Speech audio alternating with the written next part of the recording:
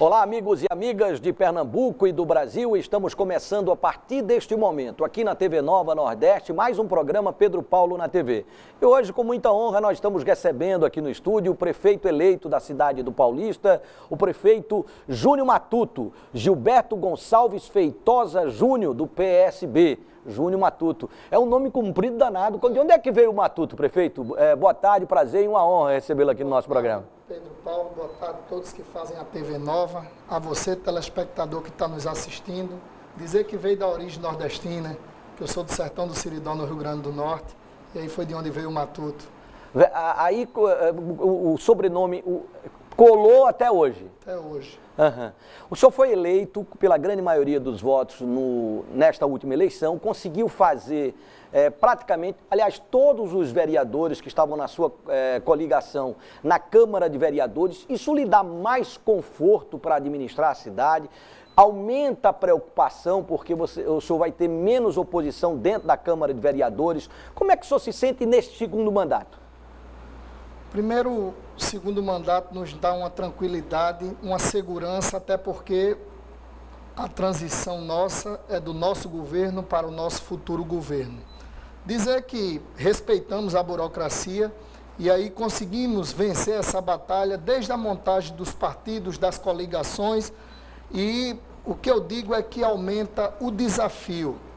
Foram eleitos todos os vereadores em nosso campo político, em nossas coligações. Isso não quer dizer, porque são poderes independentes, mas tem que ser harmonioso, até porque o bem da cidade depende da harmonia desses poderes, e aí não queremos uma Câmara subserviente, mas sim apostamos na harmonia em prol da nossa cidade, que o que nos une é muito maior, bem maior do que o Executivo e o Legislativo. O que nos une em prol da cidade é exatamente o futuro de Paulista. Uma das grandes preocupações dos gestores, dos candidatos, dos prefeitos nesta última eleição foi a herança que se iria receber, né? Porque nós estamos, querendo ou não, vivenciando uma grande crise, que não é uma crise municipalizada, é uma crise nacional que afeta todo mundo, afeta as empresas, afeta os governos municipais, governo do estado, governo federal, né? Como é que é administrar numa crise como essa, prefeito, uma cidade do porte paulista? Primeiro, Pedro Paulo, lhe dizer que quem mais é afetado são os municípios. Por quê? Porque as coisas acontecem no município. O desemprego, a violência, a carência, é a primeira porta. O para-choque do cidadão é exatamente o poder público municipal. Por quê? Porque é o político mais próximo da população, com capacidade de execução, é o prefeito. Então você imagina enfrentar uma eleição num momento onde o país estava vivendo uma crise ética, política, moral, financeira. Então não foi o político que foi julgado nesta eleição, até porque o sistema político conseguiu jogar todo mundo numa vala comum.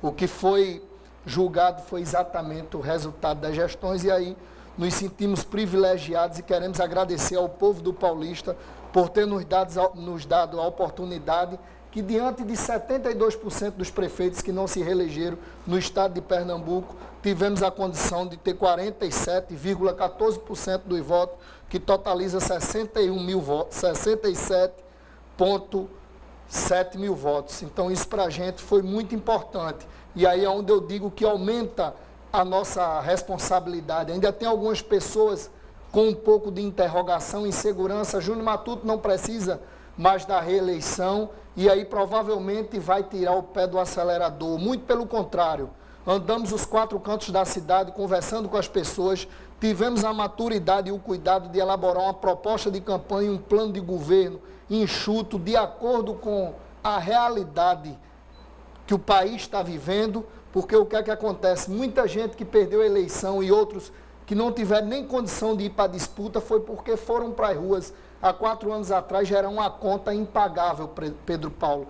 E aí, diante desse poder da informação, hoje da internet, das redes sociais, não dá para o político estar na rua conversando besteira, não, porque aqui e acolá ele é desmentido na frente da população. Então fizemos algo muito pé no chão, o sentimento era de continuidade, o povo, como eu disse, foi muito generoso e teve muita compreensão do momento e mesmo diante de tanta dificuldade, Paulista vem avançando, andando na contramão da crise.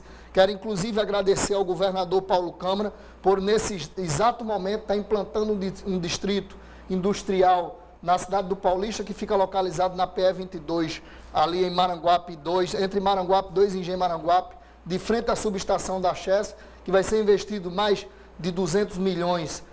Cerca de 7 empresas vão se instalar lá e vai gerar emprego e renda para a nossa cidade, para o povo da nossa cidade, como o Short Northway, que abriu em plena crise e hoje nós já temos mais de 2.700 pessoas empregadas de carteira assinada, onde 85% do povo é da nossa cidade. O Mirabilândia está se instalando, está em plenas obras agora em nossa cidade, e tudo isso vai melhorando o astral da cidade e vai dinamizando a economia. Prefeito, é claro que ninguém se elege se não tiver uma marca, se não tiver uma bandeira. O senhor conseguiu a reeleição, né? A que o senhor atribui isso? Né? A dissociação do seu nome, da imagem do político. O senhor, muito embora já tenha sido vereador, foi prefeito, mas consegue dissociar a imagem do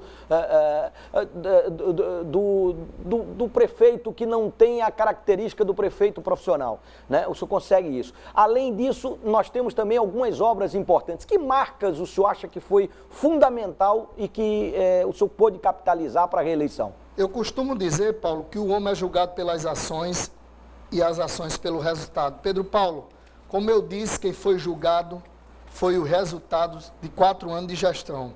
Então, por exemplo, essa eleição não foi de quem foi para as ruas, meter o pau, se justificar ou prometer.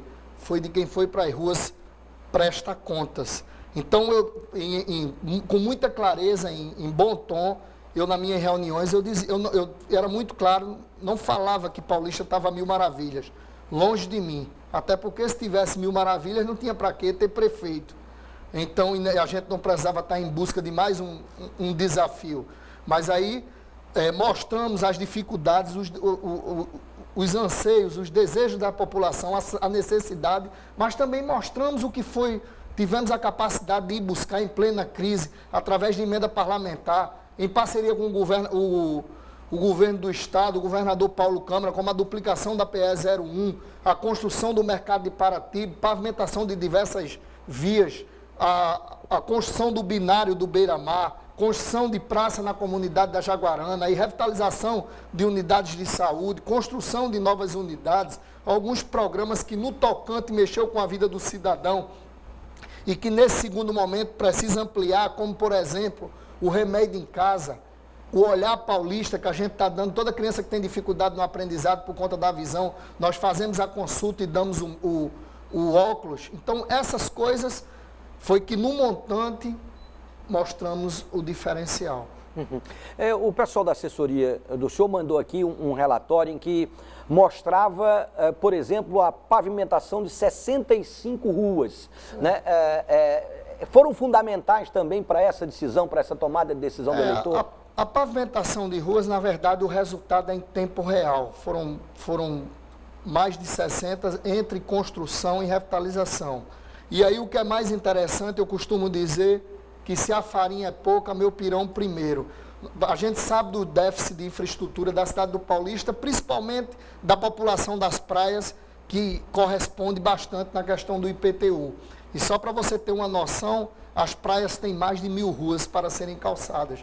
E são ruas quilométricas que é mais caro a drenagem por conta da planície, que as praias é um verdadeiro prato, é mais caro a drenagem do que a pavimentação. O senhor começou pela avenida principal. Propriamente dita. Não, ali foi uma grande obra de mobilidade, porque estava sendo mais cansativo ir ao trabalho do que trabalhar. Você imagina, Pedro Paulo, num percurso de 4,8 km, as pessoas estavam num ônibus lotado, levando cerca de 50 minutos, 1h10 para atravessar a ponte. E aí você imagina a pessoa sair de 5 horas da manhã nessa peleja e quando voltasse à noite também pegava um engarrafamento. Então eu apresentei o projeto ao governador, a prefeitura teve a contrapartida de 10% e do projeto executivo, e aí eu disse ao governador que com 30% de obra a gente conseguia resolver 95% do problema, que nós íamos contemplar, estamos contemplando a densidade populacional maior das praias, que compreende do Beira-Mar até a Ponte do Janga, avançando, que nós vamos assinar um convênio ainda esta semana com o professor Lupécio, para que a gente emende com a Beira-Mar de Olinda. Mas a ponte ainda não está duplicada, mas já dá fluidez no trânsito, já tem resultados positivos, aonde quando chega no término da obra já emenda com o binário do Beira-Mar, que é a Honorato Fernando da Paz, que hoje a principal do Beira-Mar está impraticável, porque o comércio lá é muito forte, e se estacionar carro de um lado e de outro e passar um ônibus, se torna um engarrafamento. Semana passada nós entrevistamos o prefeito da ilha de Itamaracá aqui no estúdio, né? E ele destacava alguns pontos importantes para atrair turistas. Paulista também tem esse potencial turístico, essa vocação turística, principalmente o polo náutico ali de Maria Farinha, aquela região toda ali. Eu queria falar um pouco sobre isso, prefeito, mas daqui a pouco, depois do intervalo, o pessoal está fazendo sinal aqui, a gente vai para o intervalo, já já a gente volta com a entrevista com o prefeito Júnior Matuto.